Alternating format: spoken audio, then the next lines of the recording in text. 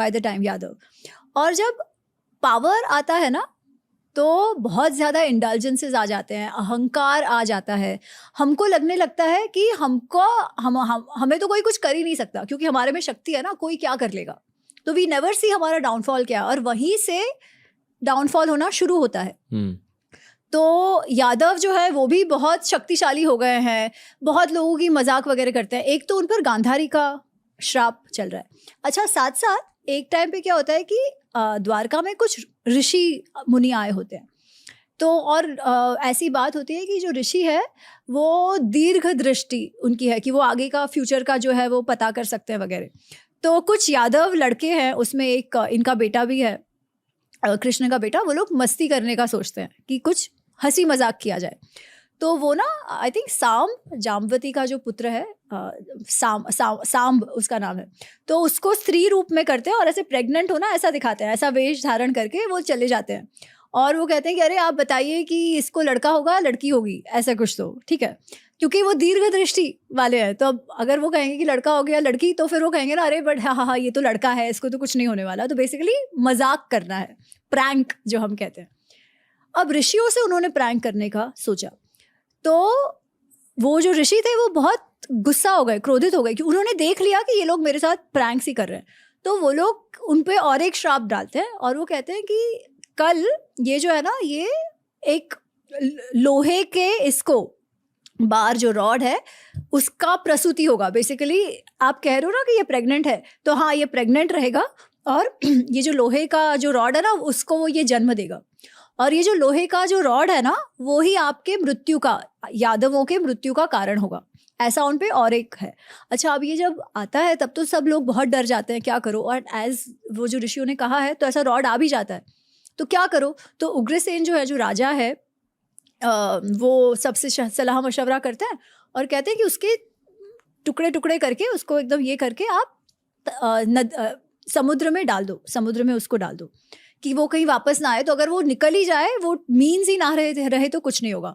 और क्योंकि उस समय वो इतने डरे हुए हैं, तो आज पता है अल्कोहल बैन कर देते हैं, क्योंकि अल्कोहल के कारण क्या होता है कि लोग रास्ते पे कुछ भी कर सकते हैं। तो टू डिसिप्लिन पीपल और क्राइम रेट्स को कंट्रोल रखने के लिए पूरे द्वारका में अल्कोहल पर बंदिश लगा दी गई है कि कोई आउट ऑफ ऐसा कोई कार्य ना करे उत्साह में भर के जिससे ट्रिगर हो जाए लोगों का विनाश।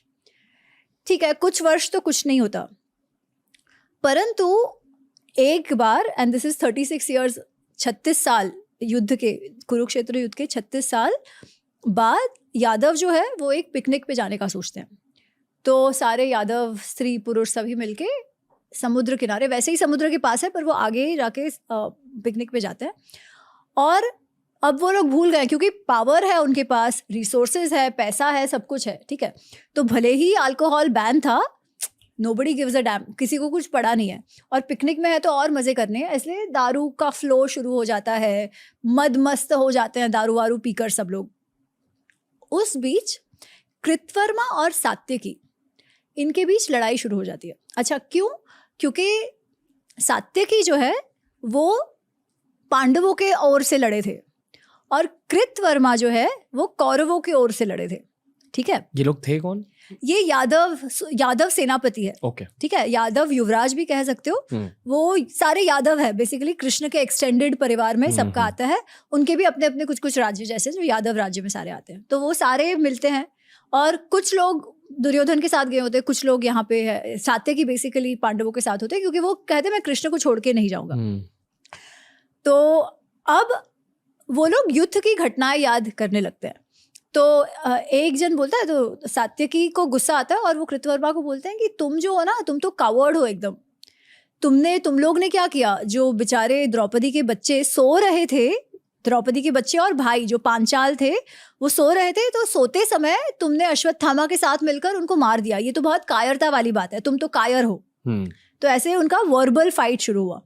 और कृतवर्मा कहते हैं अरे तुम कौन हो मुझे बोलने वाले। Actually I don't know, one of them starts, या तो कृतवर्मा बोलते हैं या तो सात्यकी। तो वो कृतवर्मा बोलते हैं अरे तुम कौन हो मुझे बोलने वाले, तुमने तो भूरिश्रवा जिसका एक हाथ टूट गया था उसको ही मार दिया, तो तुम भी कायर ही हो, ठीक है। ऐसे उनकी लड़ाई शुरू हो जाती है। फिर और सारे दारू में मद मस्त हो चुके हैं कंप्लीटली, उनका कुछ सेंस उनको है नहीं कि क्या चल रहा है। तो उस गुस्से में आके सात्यकी कृतवर्मा का गला काट देता है, ठीक है। तो वो गुस्से में आके और कोई सात्यकी को मार देता है और किसी को मालूम नहीं है क्या चल रहा है और सब एक दूसरे को मारना शुरू कर देते हैं। अच्छा, अब उसमें ऐसे आया है कि वो जो लोखंड का जो रॉड था, जो कहा गया था कि इनके मृत्यु का कारण होगा, तो लोग मरते कैसे हैं कि लोग, उनके पास हथियार तो नहीं होते एक्सेप्ट ये जो गला काटने के लिए जो तलवार का यूज हुआ, तो वो जो मिट्टी होती है ना, वो या वीड्स होता है, वो एक दूसरे पे फेंकना शुरू करते हैं। पर क्योंकि वो समुद्र में डाला हुआ है लोखंड, तो ये जो वीड्स है ना, दे बिकम लोहे के, और वो हथियार रूप हो जाते हैं। और वो जो एक दूसरे पे ये जो सैंड और ये ग्रास वगैरह फेंकते हैं, वही हथियार हो जाते हैं लोह के। तो बेसिकली गांधारी का श्राप और ऋषि का श्राप एक साथ आते हैं और वो लोग एक दूसरे को ही मार देते हैं। तो जितने पुरुष थे वो सारे के सारे उसमें मर गए। उसमें केवल एक जन बचता है, बबरू एक बचते हैं, कृष्ण बचते हैं और बलराम उसमें बचते हैं, ठीक है, और दारुक जो उनका सारथी है। तो तब क्या होता है कि कृष्ण और बलराम ने अपने आंखों के सामने अपने पूरे परिवार को ध्वस्त होते देखा, पूरे कुटुंब को, द्वारका के सारे पुरुषों को, यादवों को ध्वस्त होते देखा। कृष्ण तो फिर भी कृष्ण है, ही सीज दिस, ठीक है। अब कोई कितना भी योगस्थ हो, to witness your own people dying, कहीं ना कहीं कुछ तो ये होगा। स्टिल ही इज वेरी शांत। वो बबरू को कहते हैं कि तुम ये जो स्त्रियां हैं, इन स्त्रियों को आप ले जाओ और उनको सेफ्टी पे पहुंचा दो। मैं जो है वो, और अच्छा उतने टाइम में बलराम जो है ना, बलराम भी पी के मस्त होते हैं, बट ही वॉक्स अवे। जब ये लड़ाई शुरू होती है तो ही वॉक्स अवे और वो एक झाड़ के नीचे जाके बैठ जाते हैं। तो और फिर और बबरू को कृष्ण कहते हैं कि तुम इन सब स्त्रियों को ले जाओ, मैं भी अब बलराम के पास जाऊंगा, क्योंकि वो हमेशा साथ ही रहते हैं, वो दाऊ भैया उनके। पर बबरू जैसे ही ले जाने वाला होता है ना, तो उसे भी कोई कुछ मार देता है, तो वो भी मर जाता है। तो वो जो स्त्रियां हैं उनको लेकर स्वयं कृष्ण द्वारका जाते हैं। अब द्वारका देखो पूरा खाली है, क्योंकि जो पुरुष थे वो तो सारे मर गए एक्सेप्ट वसुदेव, उनके जो पिताजी हैं, जो बूढ़े वृद्ध लोग जो शायद ये पिकनिक में नहीं आए थे, वो कुछ लोग बचे हैं, ठीक है। तो वो जाते हैं, अपने पिताजी को कहते हैं कि ये स्त्रियां हैं, ये यहाँ पर है, और अपने जो सारथी है दारुक, उनको वो कहते हैं कि तुम जाओ हस्तिनापुर, तुम जाकर अर्जुन को कहो कि क्या हुआ है, अर्जुन हमारी सहायता के लिए आएगा, और यहाँ जो सारी स्त्रियां हैं, जो बच्चे जो रह गए हैं, उनको वो अपने साथ ले जाए ताकि उनका प्रोटेक्शन हो सके, उनकी रक्षा हो सके। अच्छा, बाय दैट टाइम ऐसा भी निमित्त हो रहे हैं कि जो समुद्र है ना, उसकी बड़ी बड़ी वो जो वेव्स है वो उछल कर आ रही है, और ऐसे लग रहा है कि द्वारका डूब जाएगी, क्योंकि कलयुग ऑलमोस्ट शुरू होने वाला होता है। तो द्वारका डूब जाने के असर निमित्त वहाँ पे दिखना शुरू हो गए। इसलिए वो कहते हैं कि तुम जल्दी जाओ, अर्जुन को लेकर आओ, और द्वारका डूब जाए उसके पहले इन सबको यहाँ से निकालो, स्त्रियों को और वृद्धों को यहाँ से निकालो। इतना इंस्ट्रक्शन देके वो फिर आ जाते हैं, बिकॉज इज लाइक, मैं ऐसी द्वारका में जहाँ पर ऐसी जो विधवा द्वारका होगी वैसे मैं नहीं रह सकता। एंड वो आते हैं। अच्छा, by the time he comes back to the forest जहाँ पे बलराम है, तो बलराम ने अपना देह त्याग कर दिया है, ठीक है, बलराम ने देह त्याग कर दिया। तो अब कृष्ण के भी वो जो will to live is not there anymore, और उनके अवतार का जो ध्येय था धर्म स्थापना का, वो तो हो चुका था, है ना, वो तो युद्ध के बाद ही हो चुका था।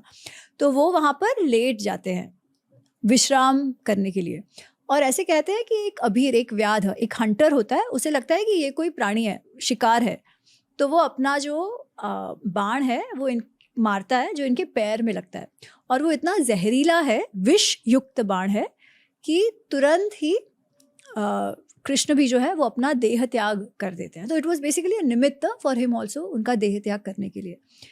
तो दिस इज व्हाट हैपेंस। अच्छा, अब अर्जुन को जब पता चलता है तो वो तुरंत आता है दारुक के साथ, पर bye the time he is come तो कृष्ण का देह त्याग हो गया है, बलराम का देह त्याग हो गया है। वसुदेव है, वो भी केवल उसे ये समाचार देने के लिए रुके हैं कि भाई तुम यहाँ से हमारी स्त्रियों को और बच्चों को ले जाओ।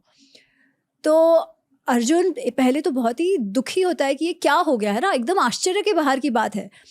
ठीक है, वो सबका जो क्रियाकर्म है वो सब करते हैं। उतने टाइम में वसुदेव की भी मृत्यु हो जाती है, तो सबका वो क्रियाकर्म वगैरह फ्यूनरल सब कराते हैं, क्रिमेशन कराते हैं, और जो स्त्रियां और बच्चे हैं उनको वो ले जाते हैं, उनको ऐसा है कि अब उनको मैं हस्तिनापुर ले जाऊंगा। अच्छा, अब बहुत इंटरेस्टिंग चीज़ होती है, वो जैसे ही द्वारका से निकलते हैं सबको लेके, समुद्र आ जाता है, समुंदर, और द्वारका को अपने साथ ले डूबता है। Basically it covers Dwarka, tsunami जैसा, एग्जैक्टली लाइक सुनामी। पर ये लोग तो बच गए। अच्छा, थोड़ा सा आगे जाते हैं वो राजस्थान के एरिया की ओर, आज प्रेजेंट डे राजस्थान की ओर। तो कुछ डाकू लुटेरे वो देखते हैं कि अरे इतनी सारी स्त्रियां हैं, इनके पास ज़रूर कुछ माल सामान होगा, तो वो इन पर अटैक कर देते हैं। अच्छा, अब अर्जुन जिसने इतने वर्ष अकेले हाथों सेनाओं को मारा है, बड़ी बड़ी सेनाओं को, उनके सामने उसके लिए ये डाकू क्या चीज़ है। पर वो देखता है कि उसे अपने जो मंत्र है ना वो ही याद नहीं आ रहे। उसका जो तरकश था जिसमें वो एरोज रखते हैं, ऐसे कहते हैं कि उसका तरकश ऐसे था जिसमें से एरोज कभी ख़त्म ही ना हो। तो वो मारता है तो उसका वो एरोज ख़त्म हो गए हैं। उसके लाइफ में, अर्जुन के लाइफ में ये केवल दूसरी बार हुआ कि उसे हार का सामना करना पड़ा। पहली बार जब होता है जब युद्ध हो चुका है और अश्वमेध यज्ञ करने वाले, युद्ध के बाद, ठीक है, तब वो अपने पुत्र बब्रुवाहन जो चित्रांगदा का बेटा है, मैंने पहले वो मणिपुर की बात कही थी ना, तो चित्रांगदा वो जब अश्व के पीछे पीछे जाते हैं कि जो भी अश्व को रोकेगा वो हमारा एनिमी है और उसको हराना है। तो वो जब मणिपुर जाते हैं तो बब्रुवाहन को ऐसे कि मेरे पिताजी आ रहे हैं, तो वो लड़ता नहीं है।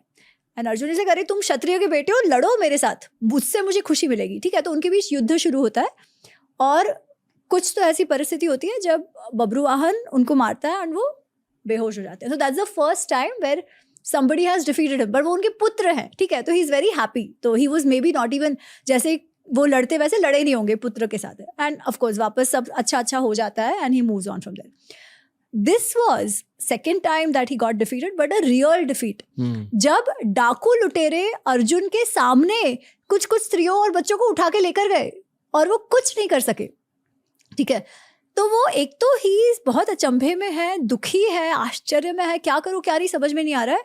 बट खैर जितने बच्चे हैं उनको लेकर वो हस्तिनापुर चले जाते हैं और इनका जो पौत्र है, कृष्ण का बेटे का बेटा, उसको वो लोग इंद्रप्रस्थ दे देते हैं।